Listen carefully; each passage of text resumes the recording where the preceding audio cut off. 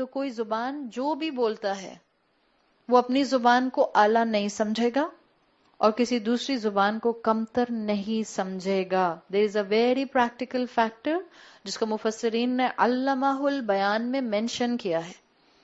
کسی کا مذاق نہ اڑایا جائے اس کی زبان کی وجہ سے. اور یہ اس کی آج کل ہم سب کو بہت زیادہ ضرورت ہے. ہمارے لیے ٹرمپ کو ریسسٹ کہنا بہت آسان ہے. ایک ٹرمپ جو آئینے میں نظر آتا ہے،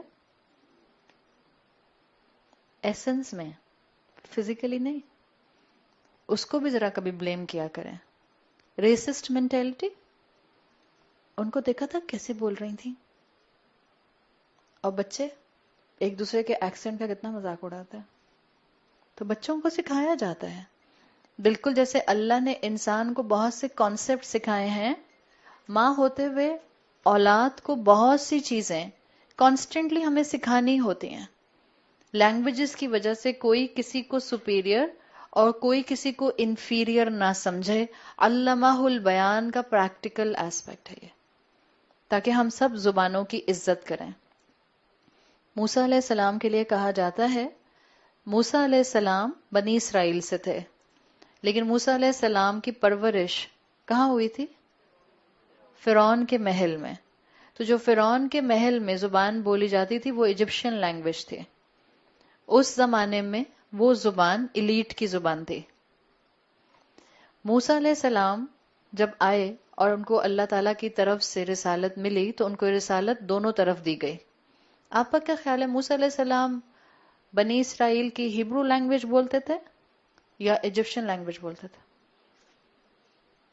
جب آپ نے بچپن میں زبان سیکھی تو آپ نے ایجپشین لینگویج سیکھی تھی، اور پھر جب آپ نے بنی اسرائیلیوں میں اپنا دعوت کا کام شروع کیا تو آپ ہیبرو لینگویج میں کرتے تھے. اب آپ کیا کہیں گے؟ اسی دور میں واپس چلے جائیں جسٹ ایک سیکنڈ کے لیے. موسیٰ علیہ السلام تھے تو بنی اسرائیل سے، تو ان کی اصل زبان تو تھی ہیبرو لینگویج. ہم کہیں گے وہ ڈیگریڈڈ لوگوں کی زبان تھی، اس لیے کہ ایلیٹ کی زبان ایجپشین لینگویج تھی آل فرعون کی. وہاں تو ہم کہتے ہیں نہیں نہیں، بالکل نہیں. جو زبان وہ بولتے تھے وہ اللہ کے نبی تھے، وہ سب ایکسیپٹیبل ہے.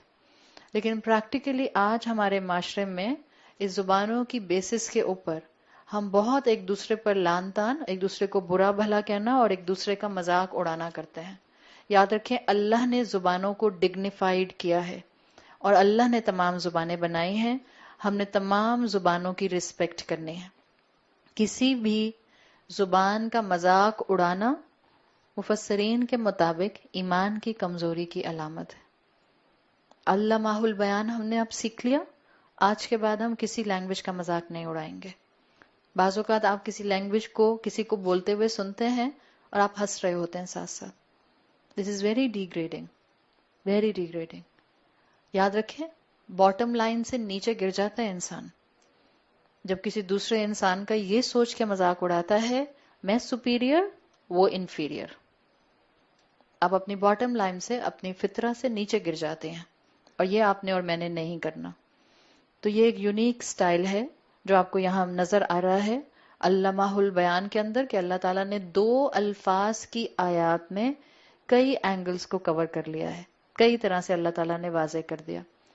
سورۃ الرحمن کی اب جو آگے آیت شروع ہو رہی ہے، آیت نمبر 5، اس سے آنورڈ آپ کو ایک سورت کا مزاج نظر آئے گا.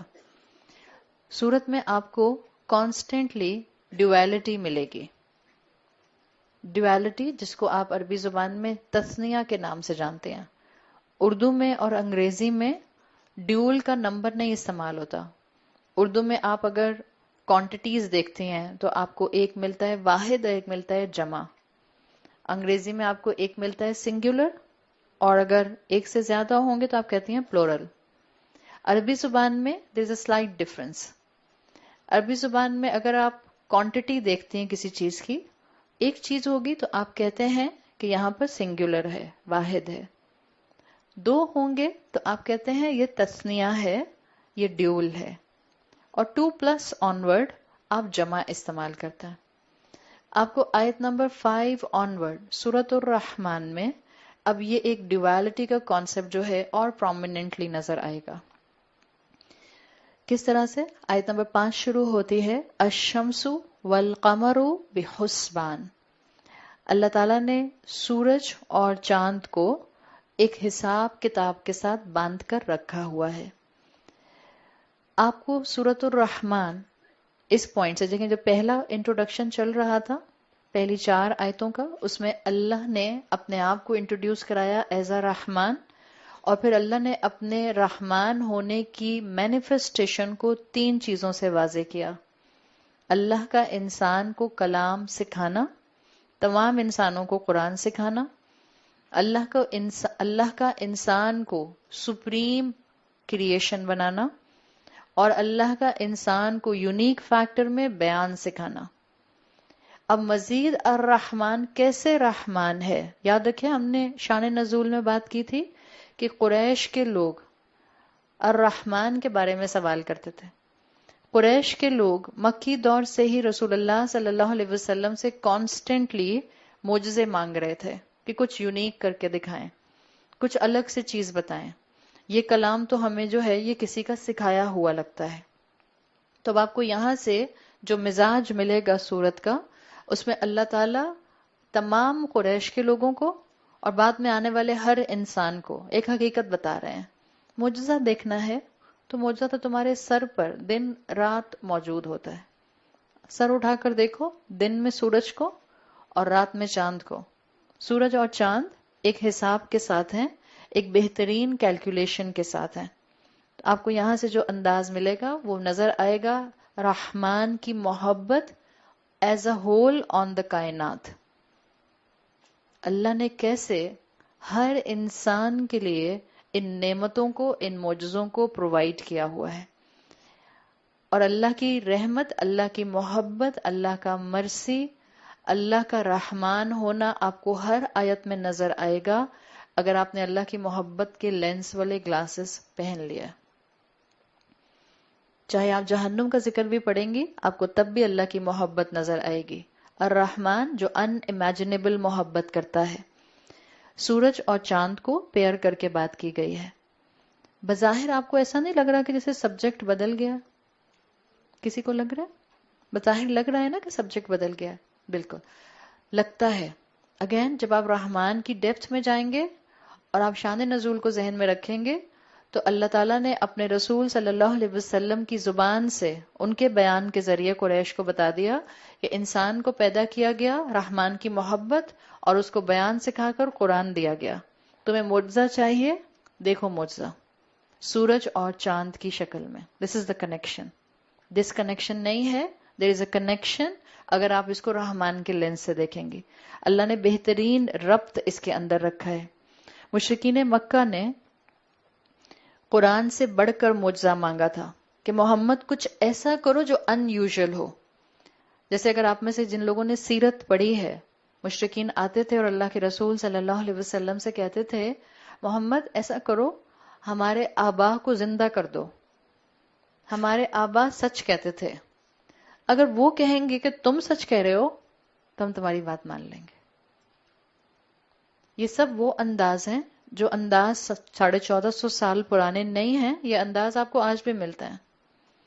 اور ان انداز کے اندر بات کے اندر جو معجزہ مانگنے کی تلقین ہوتی ہے وہ بات ماننے کے لیے نہیں ہوتی، وہ بحث برائے بحث کے لیے ہوتی ہے.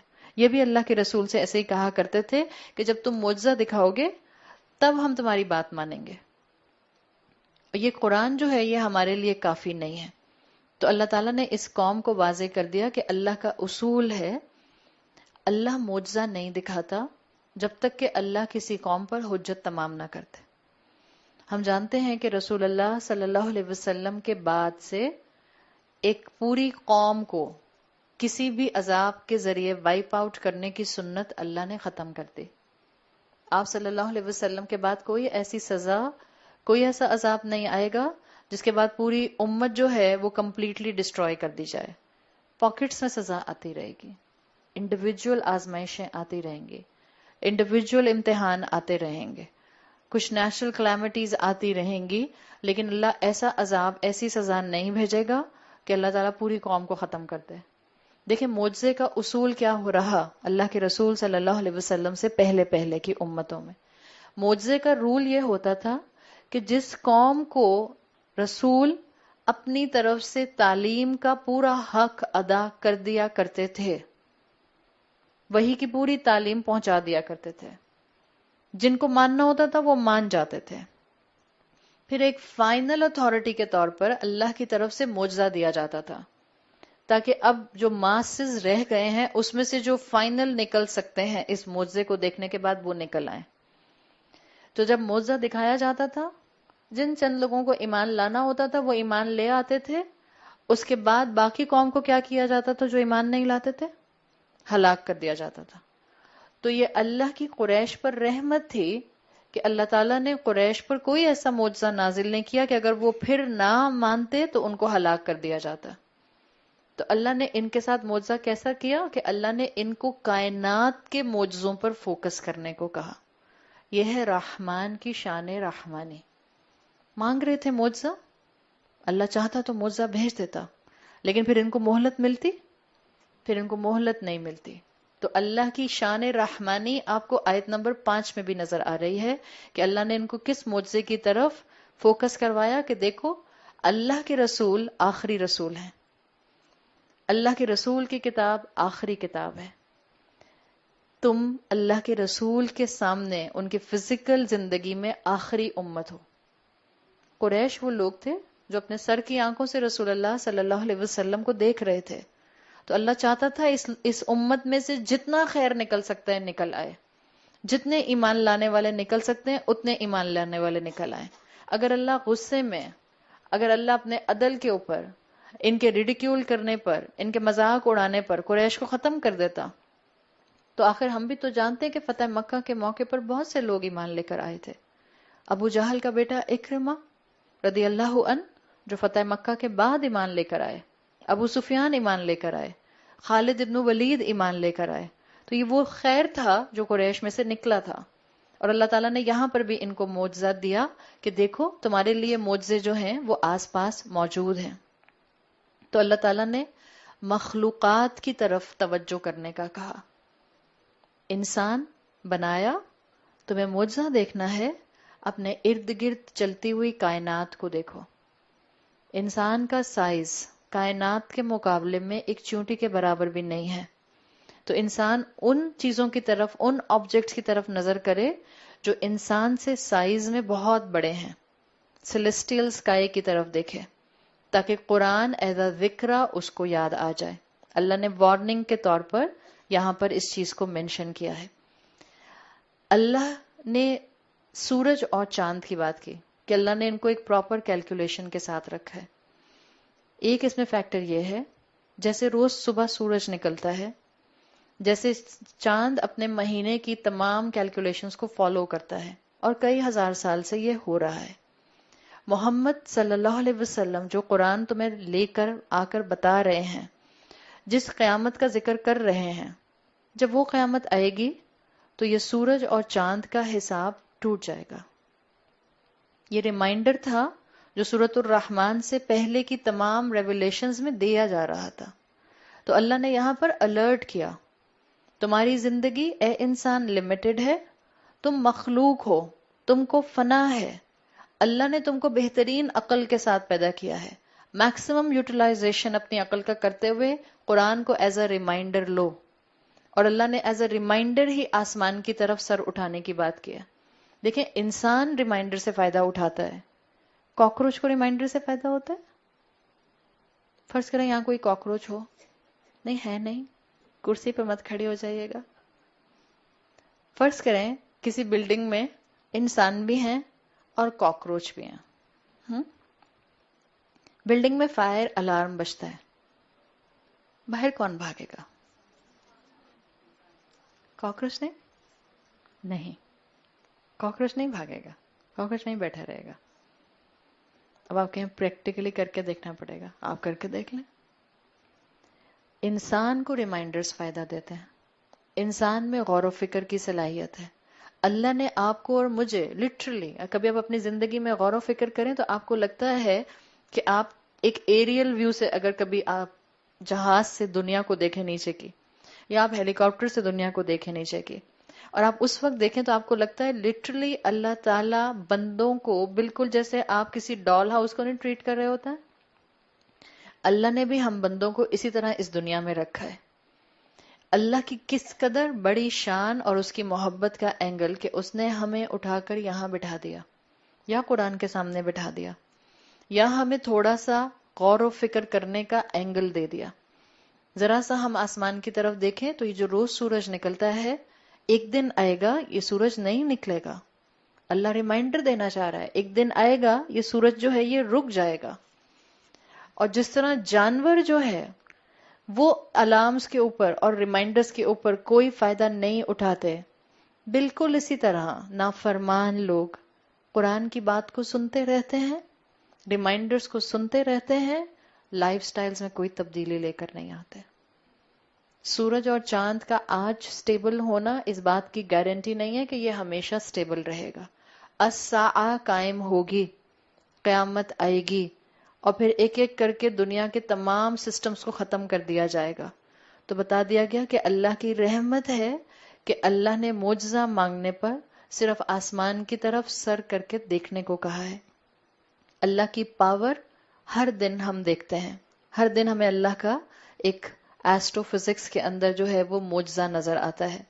अगर आप सूरज के बारे में देखें तो जैसे अभी बाहर से जब आप लोग अंदर आए होंगे उस टाइम पर धूप बहुत तेज थी। बाज दफा आप कितने आराम से कह देते हैं कि बहुत गर्मी हो रही है, कितनी तेज धूप निकली हुई है, बहुत सख्त गर्मी है, होता है ना। अगर आप अपनी अप्रोच को बदलें, अगर ये सूरज गर्म ना हो, और जिस तरह से अल्लाह ने इस बॉल को बनाया है जिसका टेम्परेचर कितना है, चलिए कल मैं आपको इंशाल्लाह इसके ऊपर फर्दर बात करूंगी, मेरा टाइम हो गया है। लेकिन एक चीज अपने साथ जरूर लेकर जाइएगा कि जब आइंदा कभी गर्मी में गर्मी लगे, नहीं बोलना बहुत गर्मी हो रही है। ये भी तरबियत है। आपने बॉटम लाइन से ऊपर जाना है। बॉटम लाइन याद है ना?